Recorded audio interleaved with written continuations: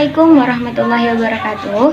Perkenalkan, nama saya Rahmatul Sari dengan NIM 211101030057. Di sini saya perwakilan dari kelas C2 kelompok 10 studi Quran Tafsir Tarbawi akan menjelaskan tentang tafsir ayat menurut mufasir. Untuk menafsirkan sebuah ayat, para mufasir memiliki dua cara untuk menafsirkan ayat tersebut, yakni bisa dilihat dari segi bentuk dan bisa dilihat dari segi metode. Penafsiran dari segi bentuk memiliki dua macam, yaitu tafsir bil ma'tsur dan tafsir bil ra'yi. Sedangkan dari segi metode memiliki empat cara, yaitu metode ijmali, tahlili, muqarrin, dan maudhu'i. Tafsir bil ma'tsur. Tafsir bil ma'tsur adalah tafsir berdasarkan pada kutipan-kutipan yang sahih, yaitu menafsirkan Al-Quran dengan Al-Quran, Al-Quran dengan Sunnah, Al-Quran dengan perkataan sahabat, Al-Quran dengan perkataan tokoh-tokoh besar tabi'in.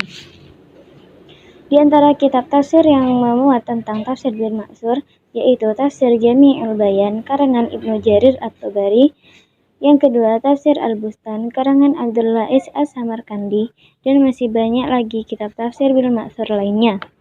Yang kedua, tafsir bil ra'yi, yaitu seorang mufasir menafsirkan ayat-ayat Al-Quran dengan menggunakan kemampuan ijtihad atau pemikiran, tanpa meninggalkan tafsir Al-Quran dengan Al-Quran atau dengan As-Sunnah, dan tidak pula meninggalkan sama sekali penafsiran para sahabat dan tabi'in. Tafsir bil ra'yi dibedakan menjadi dua macam, yaitu ma bil mahmud, yaitu diperbolehkan, dan mazmum, yaitu tercela atau tidak boleh digunakan. Tafsir mahmud adalah suatu penafsiran yang sesuai dengan kehendak syariat, jauh dari kebodohan dan kesesatan, sesuai dengan kaidah-kaidah bahasa Arab, serta berpegang pada uslub-uslubnya dalam memahami nas-nas Al-Quran. Sedangkan tafsir mazmum adalah menafsirkan Al-Quran tanpa berdasarkan ilmu atau mengikuti hawa nafsu dan kehendaknya sendiri, tanpa mengetahui kaidah-kaidah bahasa atau syariah, dan menafsirkan ayat berdasarkan mazhab yang rusak. Dari segi bentuk, yang pertama yaitu metode ijmali, yaitu suatu metode tafsir yang menafsirkan ayat-ayat Al-Quran dengan cara mengemukakan makna global. Metode yang paling awal muncul karena sudah digunakan sejak Nabi dan para sahabat. Kelebihan metode ijmali yakni jelas dan mudah dipahami, bebas dari penafsiran Israiliyat, akrab dengan bahasa Al-Quran. Dan adapun kelemahan dari metode ijmali ini, yaitu menjadikan petunjuk Al-Quran tidak utuh, penafsiran dangkal atau tidak mendalam. Metode yang kedua yaitu metode tahlili. Tahlili dalam bahasa Arab yang berasal dari halala yuhallilu tahlilan, yang berarti menganalisis atau mengurai. Jadi, metode tafsir tahlili adalah suatu metode tafsir yang bermaksud menjelaskan kandungan ayat-ayat Al-Quran dari seluruh aspek. Kelebihan dari metode tahlili yaitu dapat mengetahui dengan mudah tafsir suatu surah atau ayat karena susunan tertib ayat atau surat mengikuti susunan sebagaimana terdapat dalam mushaf. Mudah mengetahui relevansi, memungkinkan untuk dapat memberikan penafsiran pada semua ayat. Kekurangan dari tafsir tahlili yaitu menghasilkan pandangan-pandangan yang parsial. Metode ini sangat subjektif, dapat menghanyutkan seorang mufasir dalam penafsirannya sehingga keluar dari suasana ayat yang dibahas.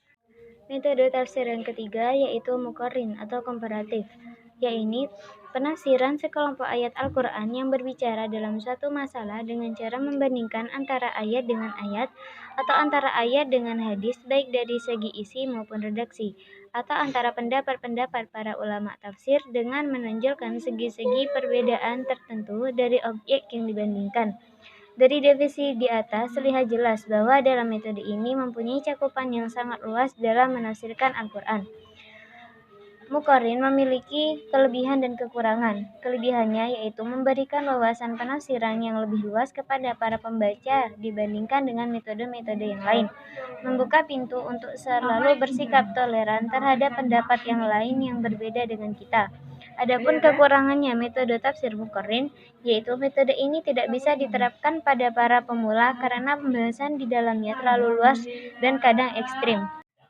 Metode yang keempat yaitu metode tematik atau maudu'i, yaitu metode yang membahas ayat-ayat Al-Quran sesuai dengan tema atau judul yang telah ditetapkan. Kelebihan dari metode tafsir maudu'i yaitu menjawab tantangan zaman, praktis dan sistematis, dinamis, serta membuat pemahaman menjadi utuh. Adapun kekurangan metode tafsir maudu'i yaitu memenggal ayat Al-Quran, membatasi terhadap pemahaman ayat. Yang selanjutnya, tafsir ayat dalam manajemen pendidikan. Jadi, metode yang digunakan dalam manajemen pendidikan yaitu metode tafsir maudu'i. Alasan utama pemilihan metode tafsir maudu'i atau tematik dalam penelitian ini disebabkan metode tersebut banyak dikembangkan para ahli masa kini karena lebih sesuai dengan perkembangan dan tuntutan zaman.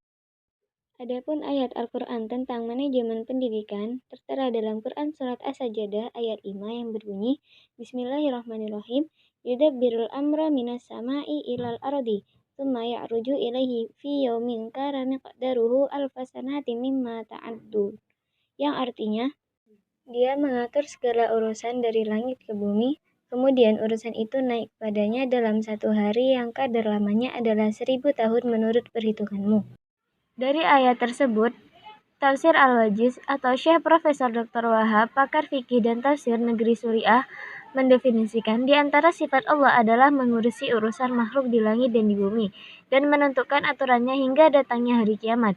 Kemudian para malaikat naik mengatur urusan yang telah ditetapkan Allah pada hari yang sehari seperti 1000 tahun dari hari-hari di dunia. Dapat diambil kesimpulan bahwa Al-Quran telah memberikan pengajaran tentang bagaimana mengatur atau memanage segala sesuatu dengan baik. Dari Quran Surat As-Sajdah tersebut, terdapat dua kesimpulan. Pertama, tentang bagaimana mengatur segala sesuatu yang berkaitan dengan aspek kehidupan terkhusus, tentang manajemen pendidikan. Kedua, bahwa dalam ayat tersebut tersimpan makna tersirat, bahwa dalam mengatur segala hal harus memiliki pemimpin atau orang yang mengatur, sebagaimana bisa disebutkan sebagai manajer ayat Al-Quran tentang planning atau perencanaan.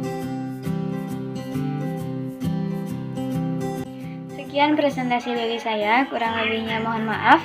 Wassalamualaikum warahmatullahi wabarakatuh.